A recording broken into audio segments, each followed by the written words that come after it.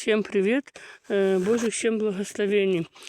Знаете, размышляла сегодня над таким моментом, что нам нужно сделать, чтобы обезопасить свое имущество, чтобы обезопасить свое здоровье в случае чего произошедшего. На самом деле мы идем в страховое агентство.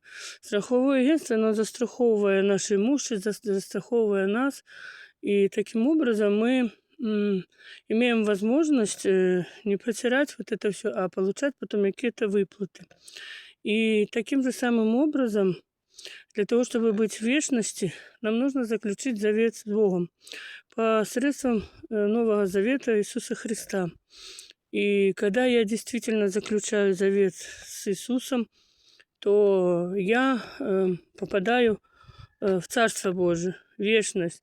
Но при одном условии, если я действительно живу по Слову Божьему, стараюсь исполнять Слово Божие.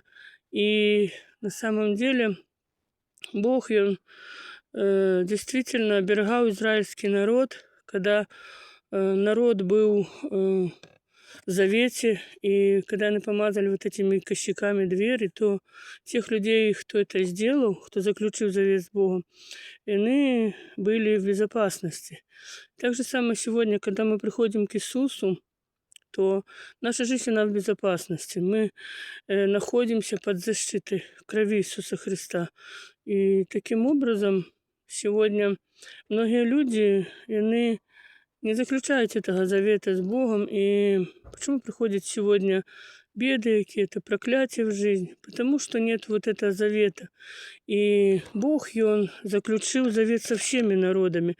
Но выбор сегодня за нами. И я должна выбирать. Либо я иду и заключаю завет с Богом, и нахожусь под защитой Бога. Либо я действительно живу под проклятиями, и в моей жизни ничего хорошего не происходит. И Бог нам дает сейчас сделать этот выбор.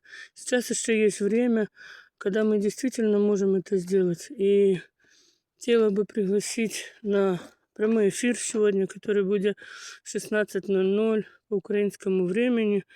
Приходите, и действительно можно получить то, в чем мы сегодня нуждаемся. Будьте благословенны. Аминь.